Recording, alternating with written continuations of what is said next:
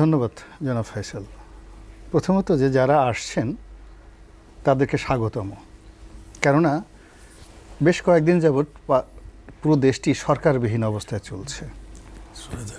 তো এই যে 5 তারিখে একটা অপ্রত্যাশিত গণ অভ্যুত্থান, বিকজ পুরোটা দিন আমি মাঠে ছিলাম, একেবারে যেদিন কারফিউ ছিল 12টা পর্যন্ত আমি মাঠে ছিলাম, 12টার পর আমি অফিসে এসেছি, ফলে পুরো ঘটনাটা আমার চোখের সামনে ঘটলো। তো 5 তারিখে 2টোর সময় যদি সাবেক প্রধানমন্ত্রী উনি হেলিকপ্টারে উঠে থাকেন, তাহলে আমি রাজপথ থেকে যখন আসছি, অফিসে আসছি, আমার এই সময়টার মধ্যে 12টার মধ্যে আমি ঢাকা শহরের কোথাও একটা জমায়েত দেখিনি ওই দিন 12টার মধ্যে।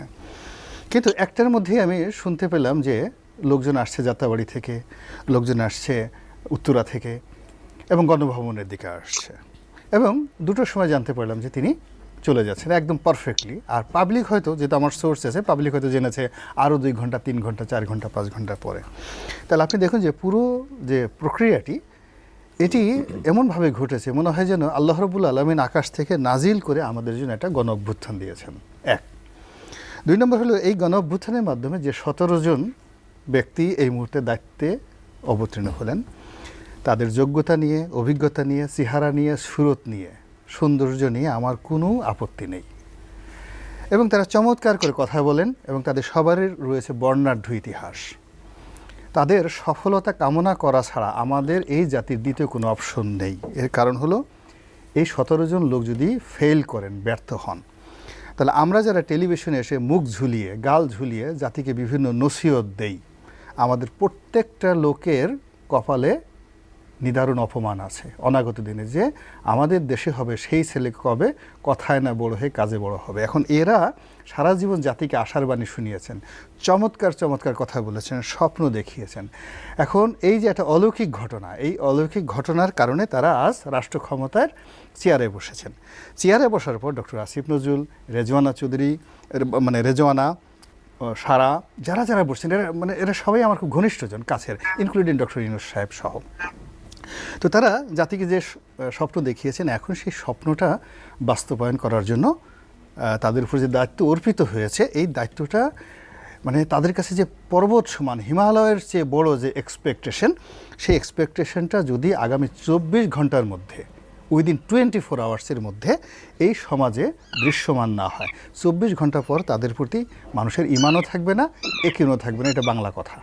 24 ঘন্টা পর তাদের ব্যাপারে কারো কোনো আকর্ষণ থাকবে না। এখন এই 24 ঘন্টার সমস্যা কি? পুলিশ এখন পর্যন্ত স্টেশন যায়নি, আমাদের ছেলেমেয়েরা তারা রাস্তা পরিষ্কার করছে, রাস্তায় ট্রাফিক দিচ্ছে। বাংলাদেশ ব্যাংকের সার্কুলারের কারণে আজকের যে সার্কুলার 1 লাখ টাকার উপরে, 1 লাখ টাকাও কোনো ব্যাংক থেকে তুলতে পারেনি, এবং আমার চোখের সামনে এক সরকারি কর্মকর্তা তার বেতন তুলতে গেছেন, 1 লাখ টাকার একটা চেক তাকে ডিজিএম সাহেবকে টেলিফোন করে, রূপালী ব্যাংকের রমনা কর্পোরেট ব্রাঞ্চের প্রথমে এজিএম সাহেবকে টেলিফোন করেছেন আমার সামনে, হয়নি, তারপর ডিজিএম সাহেবকে টেলিফোন করেছেন, এবং ব্যক্তিগত রিলেশন থাকার কারণে সে একজন জয়েন্ট সেক্রেটারি পর্যায়ের কর্মকর্তা, খুব রেপুটেড, তার টেলিফোন করার পর ডিজিএম সাহেব তাকে 1 লক্ষ টাকা দিয়েছে, এবং সেই 1 লক্ষ টাকা পাওয়ার পর সে মনে হলো স্বর্ণের ডিম পেয়েছে। এই জিনিস 24 ঘন্টার বেশি চলবে না। আমি ব্যবসা করি, সালাউদ্দিন সাহেব এখানে ব্যবসা করেন, আমাদের এমন দিন আছে যে 10 কোটি টাকা আমাদের একসাথে ব্যাংক থেকে তুলতে হয়, এবং একদিনে যদি আমি সেই টাকাটা তুলতে না পারি, আমার সমস্ত ব্যবসা বাণিজ্য ম্যাসাকার হয়ে যাবে। ডক্টর ইউনূস আমাকে ভবিষ্যতে পোলাও খাওয়াবেন, কুরমা খাওয়াবেন, তারপরে আমার জন্য একটা জান্নাতে বিরাট একটা রুম তৈরি করে দেবেন এই অন্য একজন উপদেষ্টা, তারপরে সেখানে হুর আসবে, পরি আসবে, আমার হাত পা টিপবে, ওই সময় অপেক্ষা করার সময় আমার থাকবে না। This is one. Second thing হলো, এই মুহূর্তে আমি যে ভয়াবহ বিপদ এই 17 জনের মধ্যে দেখতে পাচ্ছি, এদের কেউই প্রো পিউপিল নয়, মানে তাদের সঙ্গে জনগণের সাথে, মাস পিউপিলের সাথে যে পলিটিক্যাল কানেক্টিভিটি এদের কারোর নেই, কম, কোনো নেই। They do not have any political connectivity.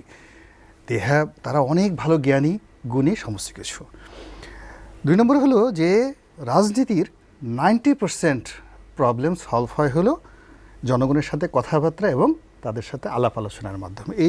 এই কারোর মধ্যে এই পলিটিক্যাল, মানে যাকে বলে কানেক্টিভিটি নেই, এটা তাদের একটা বড় সমস্যা। তারা যদি মোবাইল ফোন খোলা না রাখে, দরজা বন্ধ রাখে, এই 24 ঘন্টা পরে তারা আর বেরোতে পারবে না। দরজা খোলা রাখতে হবে, মোবাইল ফোন ওকে করা লাগবে, আর কোনো রকম মানে ঘুরিয়ে পেয়েছি একটা কথা বলা যাবে না। মানে সুন্দরভাবে কথা বলতে হবে। সেকেন্ড ঠিক হলো তারা ওখানে মানে কি বলবো, ওখানে যে কাজের জন্য গেছেন ইটস অ্যাডমিনিস্ট্রেটিভ ওয়ার্ক, প্রশাসনিক দপ্তর। তো একজন লোক এই যে যারা বসছেন, সেই 30 বছর চাকরি করার পর তিনি একজন সচিব হবেন, তিনি একজন মেজর জেনারেল হবেন, তিনি একজন আইজি হবেন। তো তিনি তাকে স্যালুট দিবেন, স্যার বলবেন, তার সামনে ফাইল নিয়ে দাঁড়িয়ে থাকবেন। তো ওই জিনিসটা হজম করার জন্য শারীরিক মানসিক প্রস্তুতি দরকার।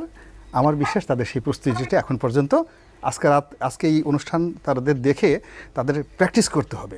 আমি জাস্ট একটা সাধারণ কথা বলি। একজন প্রতিমন্ত্রী যখন প্রতিমন্ত্রী হয়ে গেল, স্বরাষ্ট্র প্রতিমন্ত্রী শামসুল হক টুকু, তো আমার কাছে গেল, যার পরে আমাকে বলতেছে যে রনি আমি তো মন্ত্রী হয়ে আসছি পার্লামেন্টে, ইন ফ্রন্ট অফ 20-30 জন লোক, আমি সাক্ষী দিয়ে বলতে পারবো সবার সামনে এই ঘটনা। তো বলছে আপনি মন্ত্রী হয়েছেন নাকি? আমি বললাম আপনি মন্ত্রী হয়েছেন নাকি, আপনাকে স্যালুট দেয়, পুলিশের আইজি স্যালুট দেয়? তা আমি বললাম যে, সে বলে যে হ্যাঁ দেয়। না রে ভাই, আমার পছন্দ হয় না। তো বলছে রনি তুমি কিন্তু আমার বলছে তোমার কাছে আমি টাকার জন্য গেছিলাম, আমার কিন্তু 5,000 টাকা দেওয়া নাই। তা আমি দূর মিয়া, আপনি নমিনেশন পাবেন আমি জানতাম নাকি? যদি জানতাম তাহলে তো আপনার আমি 50,000 টাকা দিয়ে দিতাম তখন। শামসুল হক টুকু তো বলছে ভাই তুমি হাসা কথা কইছাও, এই কথা সবাই আমারে বলে। তা এখন তারপরে আমি বললাম যে আপনাকে কি কেউ স্যালুট ঠেলুট দেয় নাকি? মানে দেয় না, মানে না দেয় না, আপনাকে স্যালুট দিতে পারে না। আপনি দেখান তো কীভাবে স্যালুট দেয়। তো সে পার্লামেন্টে দাঁড়িয়ে দাঁড়িয়ে সে আমাকে দেখাচ্ছে, অভিনয় করে এইভাবে তাকে আইজি সাহেব স্যালুট দিচ্ছে। ভালো কথা। আমি নজরুল ইসলাম বাবু ডাকলাম, এই বাবু এদিকে আসো, এই ইকবালুর রহিম এদিকে আসো, এই মোরাজ্জং এদিকে আসো, দাঁড়াও দেখো টুকু সাহেবরে নাকি আইজি সাহেব স্যালুট দেয়, দেখো তো স্যালুটটা হয়েছে নাকি, আবার দেখান। এবং সে অভিনয় করে আবার দেখালো। ফলে এই যে দেখুন যে একটা সম্মান গ্রহণ করার মতো যদি তার মন মানসিকতা চরিত্র না থাকে, ওই অযোগ্য লোককে ওই জায়গাতে বসালে কি অবস্থা হয় তার বাস্তব প্রমাণ জননেত্রী শেখ হাসিনা এই বাংলাদেশে দেখাই গেছে। তো সেখানে এই 18 কোটি মানুষের দেশে এই একটা বিশৃঙ্খল পরিবেশে এই 17 জন মানুষের ফিজিক্যাল ফিটনেস, মেন্টাল ফিটনেস এবং ফাইন্যান্সিয়াল ফিটনেস, পকেটে অভাব অভিযোগ থাকলে হবে না। যদি মানে প্রতিশোধ থাকে, হাত নেওয়ার অভ্যাস থাকে, তাহলে হবে না। তাদেরকে ফেরেশতার মতো ওইরকম ইমানে থাকতে হবে।